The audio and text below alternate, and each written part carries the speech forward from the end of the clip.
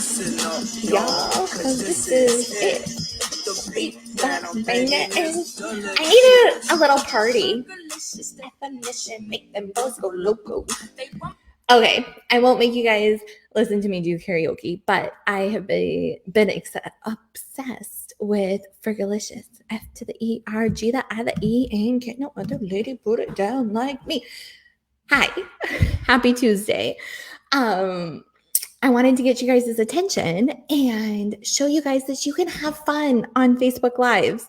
I think like at some point everyone started getting super serious on them, and that's not me. That's not my style. And I know it's not so many of your guys' styles either. So you don't have to be perfectly poised and like as soon as the camera comes on, like have some fun with it. And this ties in beautifully to what our topic is for today's Tuesday training, which is all about introduction. So I'm going to be walking you through the 6 things every introduction should have. And I want to tell you why you even need an introduction to begin with. And then I've got some other like tips and tricks at the end to share with you too. So if you're watching me live or watching the replay later, let me know what song represents your brand. Okay. So the way I see our businesses and branding is very much through music, because it's more fun and it's just how my brain works. And I think it puts me in the mood when, like things are a little boring in my business, or I have to switch over and start writing content.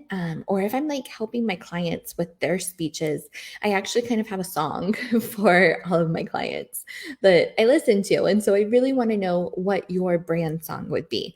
Mine is definitely Walking on Sunshine, right? I'm walking on sunshine. Woo, woo, and don't it feel good? Like, really, whenever I hear that song, it makes me super happy. It's how I hope people feel when they're working with me, right? It's like they're walking on sunshine. And so I'd love to know what song represents your brand. And so let me tell you a little bit more about, and like what I wrote up above, is there's such a difference between how songs start. Right? Like I thought Fergalicious in my mind, it starts with the F to the E, R, G, the I, the E, and that hook. But then it's actually like that male's voice introduction to it, right? And that changes the whole tone. If you think about like Lose Yourself to the music, the moment you want it, like that has a very different cadence to it as well.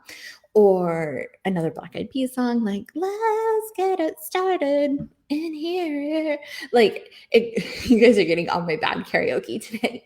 But the thing about it is that like opening line is so piercing, and then like "The Devil Went Down to Georgia," I think is such another definitive like different type of song, because it becomes all like storytelling and narrative in the beginning. And I use those 3 as examples because they're all different like attention getters or ways of starting your introduction, which is really the first part that every speech should have.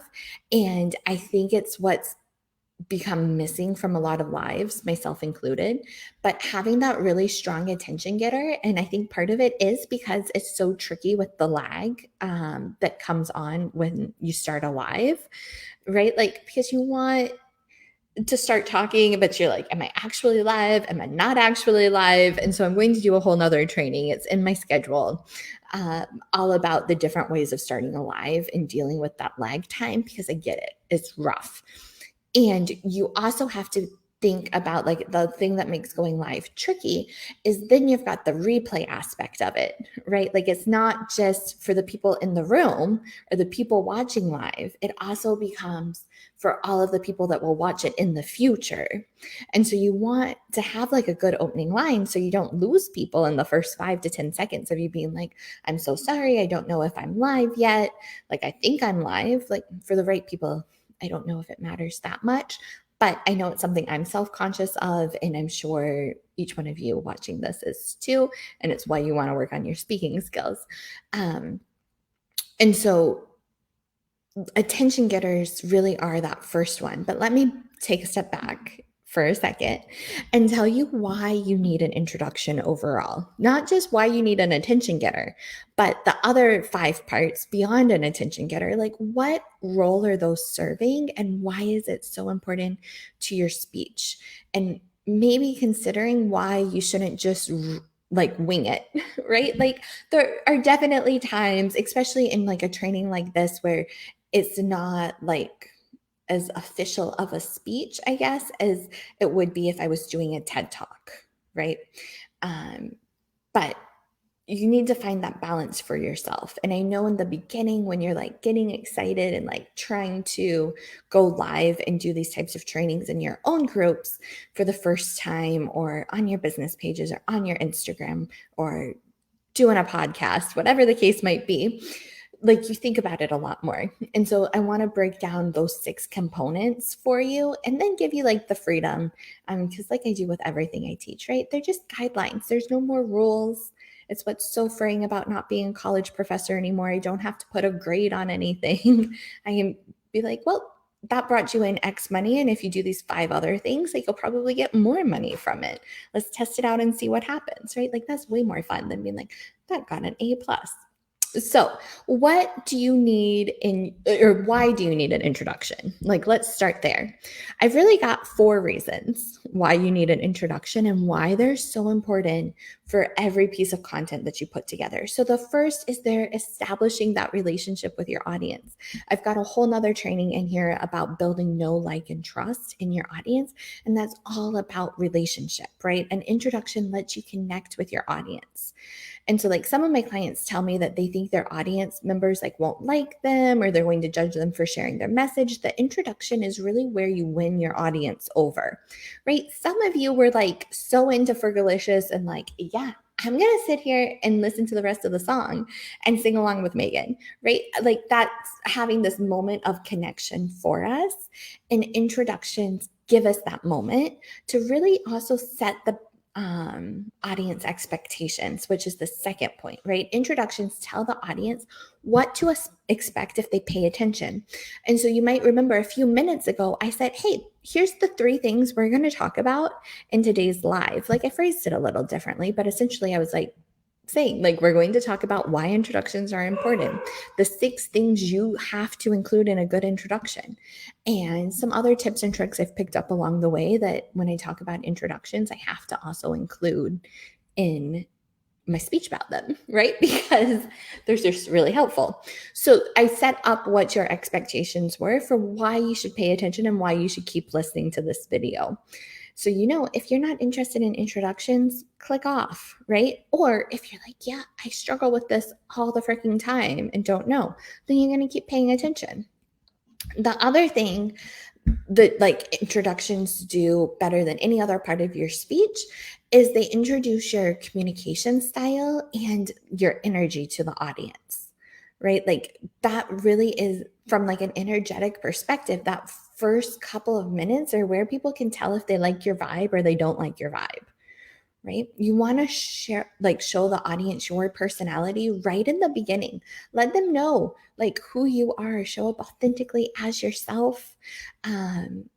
And also they give you like the space to feel the audience's energy. And I think that's also what makes lives and speaking on camera, as much as we all do now, so challenging, is because we don't know our audience's energy as well. And so one trick, bonus trick for you guys that I use is I actually imagine I imagine that I'm talking to my clients, right?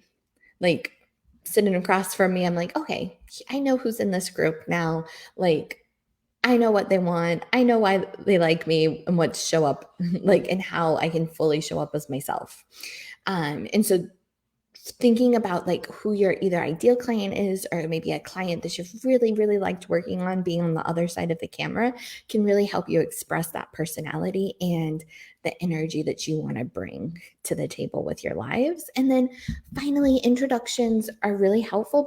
And like why you have to have them is listeners expect that you'll have them, right? You need to fulfill that listener's expectation of having an introduction. We've all listened to tons of lives, right? Like we know and like tons of speeches in our day, like we know that the audience or that the speaker is going to orient us to the material. And so you have to, as the speaker, do that for your audience. They've just become the norm, right?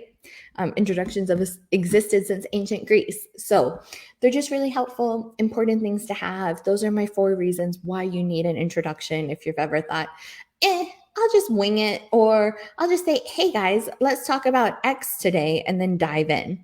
So that's a great start, and no judgment if that's where you're at. But let me tell you a couple ways you can expand that, and like the 6 things you really want in your introduction. So I was talking all about attention getters. There are tons and tons and tons of ways. Like there's thousands of ways of starting a song. There are thousands of ways of starting a speech. I have a whole blog over on my website, meganriquet.com. If you want to dive in deep to attention getters. But the first thing you should know is that, like, so classic ones. You can start with a song like I did, right? You can start with a quote, you can start with a story, you can start with a joke. Like those are some good fallbacks. You can start by introducing yourself. Like that's not the most interesting, but is another option. So check it out in my blog. I'll make sure that I do a training on it eventually too. And other things, though, that like to keep in mind with your attention getter, there's 2 things. First is that it needs to match the occasion. So make sure you know your audience and their expectations so you deliver an appropriate attention getter and speech overall. But if I was doing like this sort of training in, let's say, like a much more professional, like, more consultants type group than my coaches, teachers, and healers that are in this group. And I know that like they go to work every day in like a suit and tie, or on Zoom calls with a tie on. Those types of people. I'm not going to start my speech with Fergalicious, like, because I'm me, I might, but you don't want to, right? You want to make sure that you're matching those audience's expectations. And that it's meeting your audience where they're at, matching the occasion. The second thing is to align it with your speech's intention, right? So my speech today is all about introduction. So of course I had to start this with something super entertaining and have like an outstanding introduction for this live. Otherwise, I want to be practicing what I preach, and I am all about it. So those are the 2 things to keep in mind when you're doing your attention getters and thinking about like some interesting hooks and like fun things to add to them. But really just have one. Try and do something that's going to keep people watching your video or paying attention to your speech. So the second thing that you have to do in your introduction is connect with your audience. So I did this by asking you guys a question about like what song represents your brand. And I can't wait to see in the comments what you guys have said. But connecting with your audience makes them more receptive and willing to give you their attention and implement the solutions that you recommend. So there's so many types of engagement questions that you can do on a live. You can ask these types of questions, right? Like put it in the comments. Let me know what your favorite engagement tactic is to use on a live, or that you've seen someone else use, right? I really do want to know. And asking questions like that is a great way to keep your audience engaged with what you're saying. Another thing that I really like to do is give people 2 options. So I might say, drop a 1 if you let's say, always do an attention getter, and drop a 2 if it's something you struggle with, right? And that would be a great way of knowing like, okay, is this something that I should talk a little bit more about, or something that like my audience already knows and I can skip on to something else, right? So giving them a couple number options, and that's a much lower pressure way of getting engagement in your lives than having someone like answer a full question, right? Because it's much easier for you to like put a little 1 in or drop a 2 than it is to do something else. If you're in person with a speech, and I mean, yeah, let's start with like if you're in person with a speech. So actually standing closer to your audience, if there's a way to like get off the stage or like, I hate speaking with a podium. Like, even having like my desk, I feel like blocks like the energy some with my audience, and it makes it less like personal or less like in flow to me, right? So I teach to never use a podium, which means you really can't have any notes, right? But you'll be a much more engaging speaker and much more deeply connected to your audience when you don't have those barriers. So you want to create a community too by saying like, you all here today. You're all here today because you have X in common. Or I know that what's brought us together is we have no idea how to start an introduction, right? And also using a lot of this like we, us, you language is a lot better than talking and saying I, right? You want to shift it, right? And talk more to the audience. And then, of course, speak from the heart, like humanize yourself by sharing a flaw or two in the form of a story is another great way of connecting more deeply with your audience. So you can definitely acknowledge if you're nervous or be like, oh, this is not like my jam, but I'm up here because I feel so deeply engaged with each one of you and want you to know this really important topic to me, right? Something like that. So the third thing that every introduction should have. So we talked about attention getters and connecting with your audience. The third thing is introducing your topic. You don't want someone to watch the first 5 minutes and not know what your speech is about, right? Or however long your introduction and speech is going to be. Like you want to make sure that you're introducing it. And it could be like even a broader version of it, but you want to like start like if you're talking about relieving stress. I wrote down an example for myself. Let your audience know that the broad topic through your choice of attention getter, credibility statement, or some sentence within the first 20 seconds or so of your speech, right? So I think probably if we watch this back, definitely within like the first 2 minutes, I said like today we're going to really dive in deep about introductions. And introductions are like songs. And I built that metaphor out, right? You want to do something like that where you're introducing the topic to your audience. The fourth thing, moving down through our list of the 6 things an introduction should do, the fourth one is state your credibility. Like, why should your audience listen to you? What's special about you, right? And this is where, like, I probably didn't do it in this video because each one of you in this group knows me at this point, right? Like, I pop in every Tuesday and do these. And on Wednesdays, I come on live and do an introduction speech about who I am and what I do as a public speaking coach and all of that. So, we've formed a deeper relationship in my mind. And of course, sometimes I do introduce myself, especially if I know I have a bunch of new people in the group for one of these trainings. But in your introduction, you do want to say, though, something about why you're credible on the topic. I'm sure I shared some anecdote about not knowing how to start a speech or like demonstrated my expertise by having a solid introduction, I think counts too for this sort of thing. So I did I think what's also tricky for some people as I'm looking at my notes is you feel like, well, I don't really have this formal education.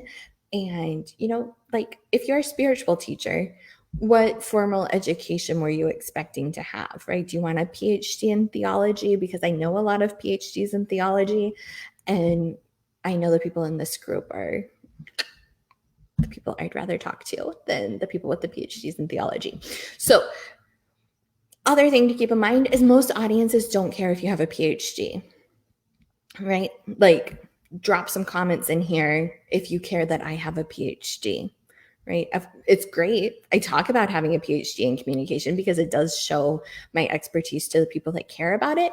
But if I wasn't providing you with a high value, you wouldn't still keep watching me and be in my group, right? The PhD sometimes is a gatekeeper, but really, I don't think it's that much of one, right? There's tons of other public speaking coaches that don't have PhDs and are doing just fine.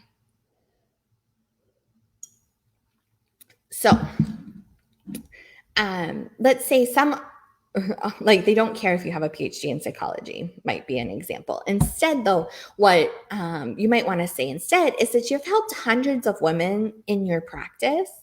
And so that's your value and your credibility. So here's a couple other ways. Like, I've been a yoga practitioner for 10 years and a certified teacher for 5, right? Or I didn't learn to meditate until finishing medical school. I'm a mom who has mostly been successful at raising 2 children. As a trained life coach, I've encouraged and inspired hundreds of women. And I've been on a mission to help people understand food as medicine for the past 5 years. That last one is a really great way of demonstrating your expertise when you don't have that formalized training and you want to draw more on your personal story, is to be like, I've been on this mission to do X for this long, right? And you could highlight some other achievements maybe that you've had throughout too. So hopefully that gives you some options for number 4 about how to demonstrate your expertise. And by that, I really mean like providing that value and credibility to your audience while you're speaking. So let's move on and talk about number 5. So you want to share your main intention, right? You want to keep it short, keep it simple, place it towards the end of your introduction. Sometimes it's also called like a preview sentence. So like first I told you guys we would talk about why you should care about introductions and why you need one. Then I shared with you the 6 things every introduction needs to have. Well, we're on number 5 right now. And then I'm going to end by talking about a couple tips and tricks you should have. That type of main intention and like preview sentence is so helpful in organizing it for your audience. And if you're watching this, / when you're watching this, you're probably like getting a little antsy. 21 minutes is where I'm at, almost 22 minutes. Like that gets to be a long time. And you want to know that like I'm going to be wrapping it up soon. You've got other things to do. I appreciate you spending the time with me and I respect that time. And so it's why I keep these under 30 minutes. So you quick little speech tips to go with your day. And by sharing that main intention and letting people know the structure in which you're going to do your speech, they're able to know like where you're at. Like sometimes you can think about it as like a roadmap, right? And like your speech's intention is those directions, right? It's saying, okay, first we're going to see the Big Apple, then we're going to see the Statue of Liberty. And then I realized halfway through this was a bad example, but tour guide of New York City, I am not. And you might do the 3 things though that your speech is about, is what you want in the main intention. A couple rules for it, and then I've got some examples.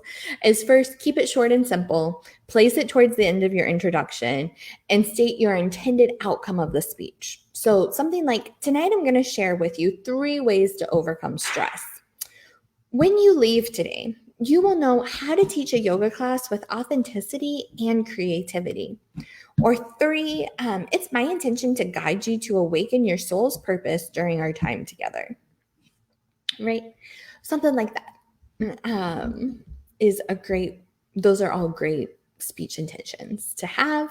So the final thing that your introduction should have, and / sometimes should have, the number 6, we'll see, is you need to provide other background information. So if there's anything else, if there's any words that you're going to use, I had a client that was doing a speech and talking about Ks and they mean contracts. No idea that was a thing.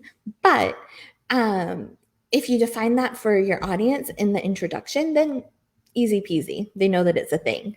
Or if there's some sort of biographical details about yourself, some sort of background information, or like if, let's say you're going to reference an event, you might want to give the details of the event in the introduction rather than in the body of the speech. So any background information that your audience is going to need to accomplish the speech's intention, you might want to put in the introduction or in your first main point. Like if it becomes its own separate point. Like first I'm going to give you the history around teaching yoga. Then I'm going to tell you about teaching yoga. And then we'll end our speech by putting it into practice. Something like that is how you'd structure the background information in that first point. So So there you have it, the 6 tips and the 6 things every introduction should have. So they were: first, attention getters; second, connecting with your audience; third, introducing your topic; fourth, stating your credibility; fifth, sharing your main intention; and then the last one that sometimes happens is provide other background information. So now let me just share with you a couple quick tips, Q&A that I get asked a lot in Soul Speakers Academy about introduction or about introductions. So first is, how long should my introduction last? Again, there are no rules in your business or in your speeches, but if you want a rule of thumb, it should be about a fifth of the length of your speech. So let's say you want to do a 25-minute speech. We'll do 20 minutes. I'm doing the math in my head, 25 minutes. It'll work better. So in a 25-minute speech, you'd have a 5-minute introduction and a 5-minute conclusion, right? And then 15 minutes for like 3 main points that would each be 5 minutes long. That is like a good rule of thumb to have. So then it's like, okay, if I'm doing a 12-minute speech, it might be, I'm terrible at math, you guys, 15-minute speech. We'll go with that because it's divisible by 5. 3 minutes for the introduction, 3 minutes for the conclusion, and then you'd have 9 minutes for the body of the speech. That sort of thing. So about a fifth of the length of your speech is a good rule of thumb. Do I have to have all 6 parts of my introduction? No. Again, there are no rules. These are just guidelines. Do what feels comfortable and authentic for you, right? Because it's all about you and your audience and the relationship that you have with your audience and what those expectations are. Other last piece of advice before I wrap up is, if you have a lot of public speaking anxiety and you know that you're going to have butterflies in your stomach, sweaty palms, forget every word in your mouth, like in your mind, your throat's going to close in on you, however you manifest that anxiety in your body, my number one tip is to memorize your introduction, right? Know it inside and out, be able to drop it like it's hot in the blink of an eye, especially for really high pressure speeches. Because for something like this, I use notes, as you guys all know, right? Like, this isn't me giving a TED Talk every week. For a TED Talk, though, like, yeah, I would be super nervous, and you better bet that I'm going to know my introduction off the top of my head, right? It would be the part that I would practice 500 times,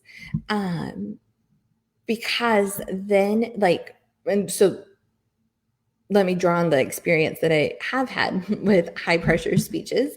I gave the commencement speech at Arizona State University's graduation. There was 15,000 people in the basketball arena, right? I'm on, like, they put a little stage in the middle of the basketball court.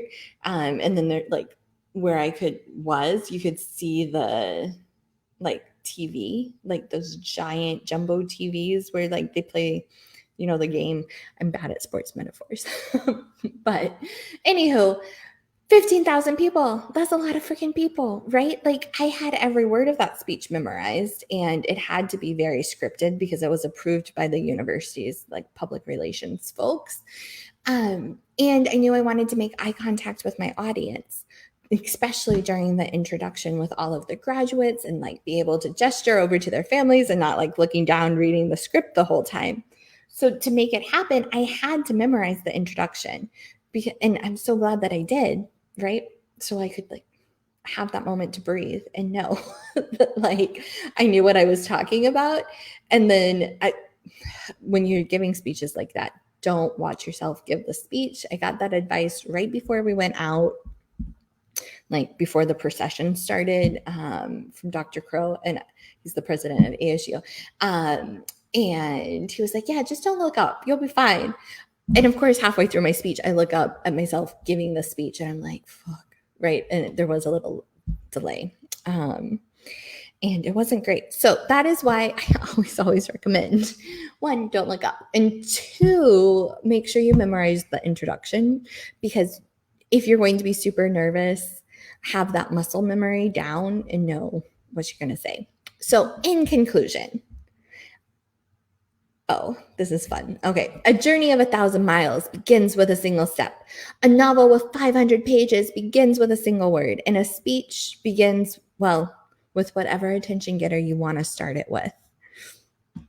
I was very clever when I wrote this. So, introductions and attention getters and all of it, they really are my favorite part of a speech, I think. Probably, a couple weeks from now, I'll be like, no. Transitions are really my favorite part of a speech. But tonight, the way I'm feeling is I love introductions, right? It's like new beginnings. You've got the whole world as an oyster in front of you. And the way it starts and the way you maintain your audience's attention to get them through to the end, and like a video like this, especially, all begins with that first word, right? And with those first 2 minutes and then those first 5 minutes. Your introduction is just so important. And I have absolutely loved doing this live tonight. Thank you all so much for watching it. A couple notes for the group. I should have done a recap statement. So practice what I preach. So tonight we talked all about why you should have an introduction, the 6 parts that you have to have, and then I gave a bunch of tips and tricks at the end that I've learned throughout my speaking and like professor career and coaching my clients that I hope you guys find helpful. Let me know in the comments what the one was that you were like, oh, that was my light bulb moment. Let me know your light bulb moments. I always love hearing about them in the comments below. Let me know. And now let me tell you what's happening in the Soulpreneur Speaking Community group for the month of September. 1, I can't believe it's September. 2, I can't believe we only have 4 months left in 2020. And 3, what a wild ride I have in store for those final 4 months of 2020. So I am hosting the Rock Your Podcast challenge, right? I'm like, what's the name of it? Rock Your Podcast Interviews Challenge. It's going to start next Monday, September 7th. But it is not going to be in this group because I am co-hosting it with the amazing Laura, who is a podcast visibility expert, manager extraordinaire, and helps place entrepreneurs like yourselves on podcasts. So anything that you've ever wanted to know about getting on podcasts is going to be covered in the Rock Your Podcast Challenge that starts next Monday. And I'll make sure that I drop a link probably up above so you can join and finally get more visible and attract more dream clients through speaking, right? That is what I am all about. That is the whole reason I exist. The second thing that's happening in the group this month is, of course, I will be here for Tuesday trainings, throat chakra Thursdays, all month long. I'm super excited about them. They're usually around 6 p.m. Eastern. Make sure you set a reminder, set a timer. And my one-on-one is booked until probably the middle of October, November at this point. But if you know you want to get started building your speaker's capsule between now and the end of the year, please DM me, reach out to me, and we will find a time on my calendar to talk about how we could work together. So I hope you have an amazing evening. I hope this live has been super helpful in telling you everything you need to know about introductions. And I'll be back on Thursday. Have a great evening, everyone. Bye-bye.